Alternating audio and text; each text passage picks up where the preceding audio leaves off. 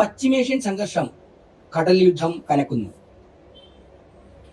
പശ്ചിമേഷ്യൻ സംഘർഷവുമായി ബന്ധപ്പെട്ട് പാകിസ്ഥാനിൽ നടന്ന ചർച്ചയിൽ ഉരുത്തിരിഞ്ഞ വെടിനിർത്തൽ കാലാവധി നാളെ അവസാനിക്കും. പശ്ചിമേഷ്യ സംഘർഷത്തിന് അറുതി വരുത്താനുള്ള ചർച്ചകൾ വീണ്ടും അനിശ്ചിതാവസ്ഥയിലേക്ക് നീളുന്ന കാഴ്ചയാണ് നാം കാണാൻ പോകുന്നത്. കടലിൽ പരസ്പരം ആക്രമണം നടത്തി ഇറാന്റെ കപ്പൽ US ഹോർമൂസ് കടലിടുക്കിൽ പിടിച്ചെടുക്കുന്ന കാഴ്ചയാണ് ഇന്നലെ നാം കണ്ടത്. ഹോർമൂസ് കടലിടുക്കിന് സമീപം പ്രഖ്യാപിച്ച ഉപരോധം മറികടക്കാൻ ശ്രമിച്ച ഇറാൻ പതാകയേന്തിയ ചരക്കു കപ്പലാണ് US നാവികർ പിടിച്ചെടുത്തത്.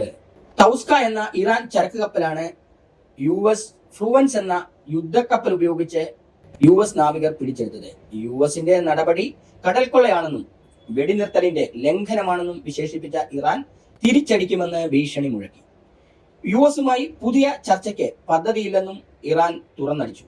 ആക്രമണത്തിന് മറുപടിയായി ഒമാൻ കടലിടുക്കിലെ US കപ്പലിന് നേരെ ഇറാൻ ഡ്രോൺ ആക്രമണം നടത്തിയെന്ന് പറയുന്നു. പാകിസ്ഥാന്റെ മധ്യസ്ഥതയിൽ യുഎസും ഇസ്രയേലും ഇറാനും തമ്മിൽ നിലവിലെ വെടിനിർത്തൽ കരാറിന്റെ കാലാവധി നാളെ അവസാനിക്കുകയാണ്. വീണ്ടും പാകിസ്ഥാന്റെ നേതൃത്വത്തിൽ ചർച്ച നടത്തുന്നതിനും യുദ്ധം അവസാനിപ്പിക്കുന്നതിനുമുള്ള നടപടികളുമായി മുന്നോട്ട് പോകുമെന്ന് പാകിസ്ഥാൻ പ്രധാനമന്ത്രി അറിയിച്ചു. International news desk.